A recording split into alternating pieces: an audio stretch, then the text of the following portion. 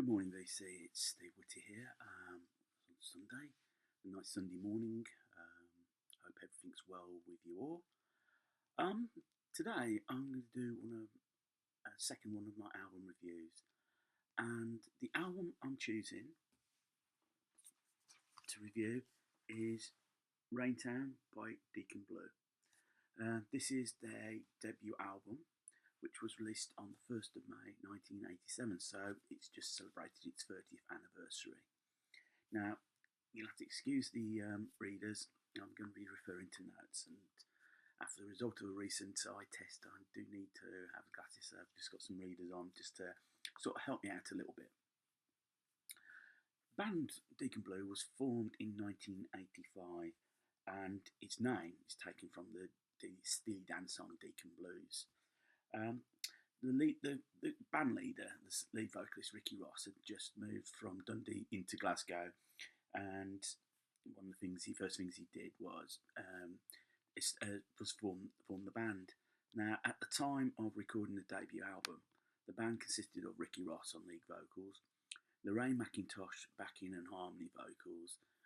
Ricky and Lorraine were to eventually get married. You had Graham Kelly on guitar, James Prime on keyboards backing vocals, Ewan Vernal on bass guitar backing vocals, and Doogie Vipond on drums and percussion. The album itself was recorded at Air Studios in London between December 1986 and February 1987, and the producer of the album was John Kelly. For many people, and myself included, the album is by far Deacon Blues' best album. The album itself, I think, listening to it again, I think I can pick up a hint of a concept to the album, and that concept is about the struggles of living urban life, living life in inner city Glasgow. It's not not everybody did well in the 80s, and particularly Scotland suffered quite a fair bit with that, with the really changing face of industrial landscape of the 80s. A lot of things changed. In fact, it could be considered to be bleak. The cover itself is, if I just show that and get that on screen properly, it's a photo by Oscar Mazzaroli, and it's a photo of a rainy day in Glasgow's West End. And if I bring that forward to you, you can see a crane there, image of a crane, and that is the Finnieston crane.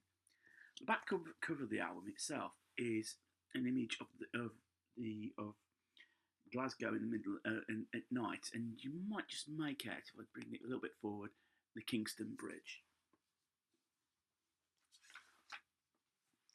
All the songs on the album are written or co-written by Ricky Ross.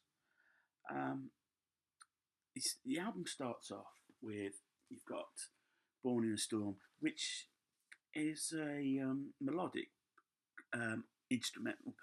melodic piece, but there's a hint of a gloomy undertone to the song. It sort of like precurses what the album is really about. Then you've got Raintown, and this is again the title track, and you can hear about the weather. The weather features plays a lot with the album. It builds. You hear the atmosphere of the rain. It's on the album. Ragman, the third track, is an okay song. Not the best track, not by far. I think maybe the worst track on the album actually. It's okay, but I couldn't pick out what it's about. Now, it looks like Spencer Tracy, the fourth song. It's a song to me, as I see it, about getting old. Spencer Tracy, Hollywood actor from the 30s, 40s, 50s, and he did appear up until his death in 1967. And the impression I always got from watching his films was he always looked old, and maybe that's just a reference to the fact, you're viewing a person that's much older than yourself, that looks old, maybe old before their time because of the way life is at the moment. Again, a good song. Now, track 5 on the album, Loaded, this is one of the first co-writes. This is written by Prime, Ross and Keeling. It was a single released on an album, and it's really about money struggles. You're struggling to make ends meet. Yeah, your dole money doesn't cover your bills, or you're in a poorly paid job where you're struggling really to make ends meet, and that for a lot of people it was the image of the 80s, particularly the late 80s, was all about um, big money, big shoulder pads, lots of cash in hand. But that really happened around London and the southeast. You moved up north, you never really reached. It certainly never reached Glasgow, and I think there was a lot of resentment, particularly towards Mrs. Thatcher and her government at that time. In fact, we just had recent election results. The fact that the Conservative Party starting to win seats again is a sign of how much resentment there was. It was almost generational. The last track on side one is When Will You Make My Telephone Ring? And this was a single that was taken from the album. I think it was the second single, and this featured backing vocals of a group of a band called London Beat, who were to have a couple of hit singles themselves. They were primarily backing singers, but they sort of got pushed forward as an act. And this is really about a song, as I see it. It's about waiting for somebody special, somebody that you like, ringing you, and maybe, in fact, in reality, maybe there's a hint of shyness there because you can't make that first move yourself about making that call yourself to that person, but you're expecting them to call you. It also speaks of isolation a little bit. That you're sort of trapped. You're on your own. You live in your bedsit or your flat, and you have no company, and you're just waiting for that person to call you. Great song though. As I said, a minor hit single. Let me just take a quick slurp so we can turn over to side 2. Side 2 opens with Chocolate Girl. This was another single, and this is basically a love song with a really beautiful melody to it. And it features the steel guitar playing of BJ Cole. As I said, it's just a really great little love song. The second track on side 2 is Dignity, and this is how I got introduced to Deacon Blue. First heard it on BRMB radio, and I thought I thought it was Barry Manilow going hip. I thought just that hint of the way his voice came across. And this song is about a guy who's got dreams of saving his money and buying a boat, and that boat is called Dignity. Really, it's about aspirations, people dreaming about something, wanting something better in life. It's a great song, a great single. The third track is on side 2 is The Very Thing, and it continues with the aspirational thing of wanting something better. We all want to be better in our life. We all want something better, not mainly so for ourselves, but mainly for our children, our siblings. And again, another great song on air. Track 10, Love's Great Fears, and this is another co-write between Ross and Prime. And Ricky Ross does cite this as his favourite Deacon Blues song.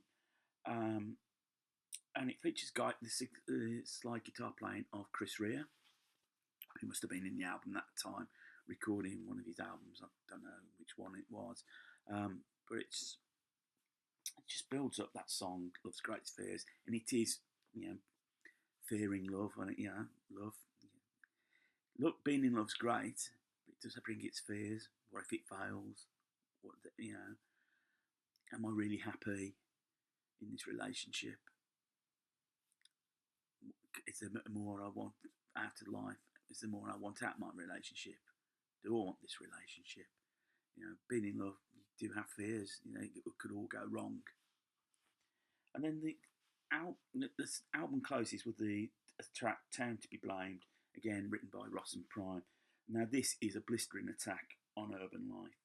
It really portrays the hardship and struggles that facing unemployment, no money, seemingly really no escape from where you are. You know, you wake up, you see it's bleak, get through the day, watching daytime television, or wasn't much of that at the time. You go to bed, you wake up, it's still as bleak. You don't see an end to it all. And it just a reminder, actually, that track, as I said earlier, not everybody in the 80s did very well. And I was mentioned about, and towards the end of the 80s, Scotland got introduced to the poll tax first, which was deemed an unfair tax. It was an unfair tax, It eventually led to the downfall of Mrs. Thatcher. But Scotland really held a grudge against Mrs. Thatcher for trying it out on them in the first place. And, life can be bleak at times. If you're really struggling to make ends meet, you just don't see an end. And maybe it's a reminder that maybe should be if we've got that little bit comfortable, we should be grateful for that, because there's a lot of people out there that find it very difficult, that do struggle. Overall, I feel this is the best Deacon Blue album. I think it has something to say. The problem was with Deacon Blue, as they moved on,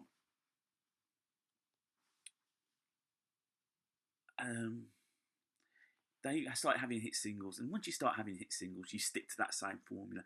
They really became very popular. I think it was particularly with the young married couples at that time. It was their go-to record, their go-to band.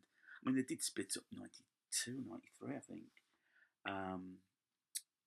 But they've come back together and they're still popular and still sell out shows. Going back to the album, while I think the actual subject is bleak, I do feel there's hints that maybe things could get better with songs like Dignity. I've got my dreams, nobody can take them away. This album, I'll hold it right way up, is worth having in your collection if you haven't got it. It's worth a listen to check out. The album itself only peaked at number 14, but it was a slow burner. It's certified platinum in the UK, and it sold over 1 million copies.